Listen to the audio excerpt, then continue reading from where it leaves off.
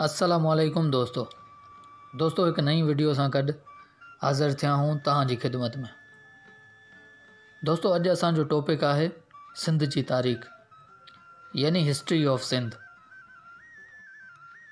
जेकॾहिं असां पुराणी सिंध यानी क़दीम सिंध ते नज़र फेरायूं था त क़दीम ज़माने में ही खितो सभ खां क़दीम खितनि में हिकु खितो आहे। जीअं बगदाद, सूरिया ऐं ईरान मिस्र क़बल मसीह जा आहिनि। मिस्र बि हिकु क़दीमी मुल्क आहे ऐं हुन सां गॾोगॾु ॾिठो वञे त असां वटि बि मोहन जो दड़ो बि उन क़दीम ज़माने जी निशानी आहे जेको लॻभॻि 5000 साल क़बल मसीह आहे। दोस्तों पोलैंड मुल्क मां आयल आर्यन जॾहिं हिंदुस्तान में क़दम रखियो तॾहिं पहिरियों उहो इलाइक़ो कब्ज़े हेठि वरितो जेतिरो अटक दरिया ते मौजूदु हो या आबाद हो। उहो इलाइक़ो सरसब्ज़ ऐं ख़ूबसूरत हो, उन करे आर्यन उते मुस्तक़िल रहण जो फ़ैसिलो कयो ऐं कुझु ॾींहनि खां पोइ आर्यन अटक दरिया खे सिंधु जो नालो ॾिनो छो त संस्कृत ॿोली में सिंधु जी माना हुई दरिया। उन ॾींहनि में पंजाब जो काथे नालो ई कोन हुयो। तिन ॾींहनि में पंजाब, कोहिस्तान ऐं कश्मीर जे ॾखण में हिकु नंढड़ी वादी जो नालो हुयो जिते नंढा नंढा 5 चश्मा निकिरी हिकु जॻह ते गॾु थींदा हुया। ऐं बलोच जिन खे अरब पंहिंजी ज़बान में बलोच सॾींदा हुआ उहे मौजूदा बलोचिस्तान जे ॾखण में रहंदा हुया। घणे वक़्तु गुज़रण खां पोइ सिंध जूं शहनशाहियत वारियूं वाॻूं राजा चच जे हथ में अची चुकियूं हुयूं ऐं उन वक़्तु सिंध जूं हदूं वसी इलाइक़नि ताईं पखिड़ियल हुयूं। उन वक़्तु सिंध जूं हदूं उत्तर खां दरियाए झेलम खां शुरू थींदियूं हुयूं ऐं कश्मीर जा हेठियां ज़िला बि सिंध जे कब्ज़े हेठि हुया।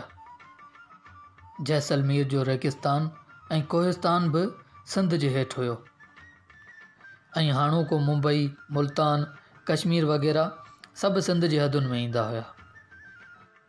सिंध रियासत जी सॼी रौनक सिंधु दरिया सां आहे जेको तिब्बत खां निकिरे थो ऐं पंजाब खां गुज़रंदे 5 दरियानि खे पंहिंजी हंज में वठे थो।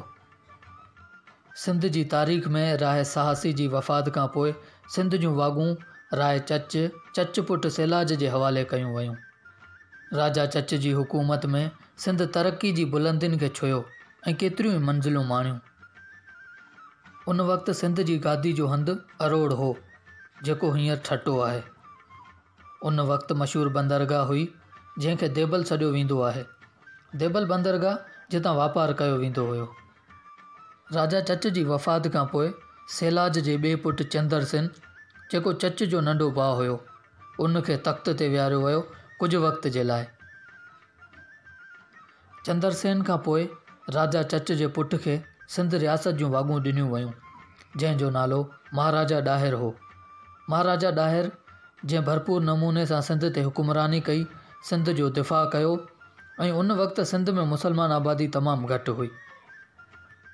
महाराजा ॾाहिर जी रियासत में सिंध हिकु अमुन परस्त ऐं ख़ुशहाल मुल्क हुयो ऐं उन खां पोइ अरबन बि सिंध ते क़ाबिज़ थियण लाइ कोशिशूं शुरू करे छॾियूं। अरबन कई हमला कया पर हो नाकाम रहिया। पोइ मोहम्मद बिन क़ासिम अची हमिलो कयो जेको कामयाबु थी वियो ऐं महाराजा ॾाहिर खे क़त्ल कयो वियो। उन खां पोइ मोहम्मद बिन क़ासिम पंहिंजो कब्ज़ो अरोड़ ते ॼमायो। 1712 ईस्वी में जॾहिं मोहम्मद बिन क़ासिम सिंध फ़तेह कई तॾहिं उन जी उमिरि 17 साल हुई। घणे अरसे ताईं अरबन सिंध ते हुकूमत कई ऐं इस्लाम अरबन जी हुकूमत अचण खां पोइ ई सिंध में पखिड़िजो। सिंध खे बाबुल इस्लाम जो नालो बि ॾिनो वियो। उन खां पोइ सिंध मुल्क ते सूमरनि जी हुकूमत रही। उन मां केतिरा ई सूमरा बादशाह तारीख़ में लेखिया वञनि था जिन में दोदो सूमरो, चनेसर सूमरो ऐं उमर सूमरो।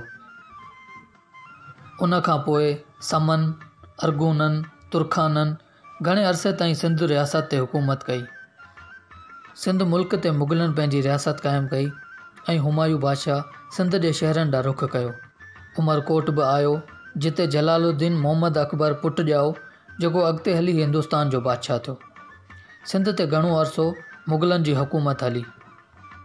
मुग़लनि जी हुकूमत 1608 ईस्वी खां 1701 ताईं जारी रही ऐं उन खां पोइ हिकु दौरु शुरू थियो जेको कलोड़नि जो दौरु सॾिजे थो। हिन दौर में वॾा वॾा शाइर बि पैदा थिया, जीअं शाह अब्दुल लतीफ़ भिटाई, सचल सरमस्त ऐं ॿिया केतिरा शाइर ऐं अदीब पैदा थिया। आख़िरकार कलोड़नि जो दौरु बि पंहिंजी पुॼाणी ते पहुतो ऐं पोइ कलोड़नि खे टालपुरनि खां शिकस्त मिली। सिंध में जेकॾहिं ॾिसिजे त ही आख़िरी हुक्मरान हुया जिन खे अंग्रेज़नि शिकस्त ॾेई बरे सगीर ते कब्ज़ो कयो हो ऐं अंग्रेज़नि बि लॻभॻि 100 साल हुकूमत कई बरे सगीर में, जंहिंमें सिंध बि शामिल हुई। ऐं आख़िरकार 1947 में पाकिस्तान आज़ादु थियो ऐं सिंध हिकु सूबो ठहियो।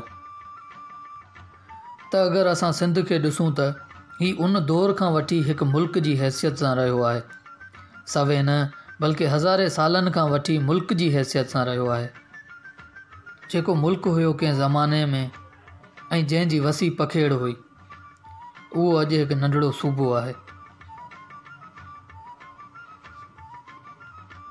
दोस्तों, मां उमेद कयां थो त अॼु जी असांजी वीडियो तव्हांखे पसंदि आई हूंदी। असांजी वीडियो पसंदि अचण जी सूरत में वीडियो खे लाइक कयो, शेयर कयो ऐं असांजे चैनल खे सब्सक्राइब कयो त जीअं सिंध सां रिलेटेड अहिड़े क़िस्म जूं ॿियूं बि वीडियो तव्हां ताईं पहुची सघनि। इंशाअल्लाह जल्द हाज़िर थींदासीं ॿी के नई वीडियो सां। तेसिताईं पंहिंजो खोड़ सारो ख़्यालु रखिजो। अल्लाह हाफ़िज़।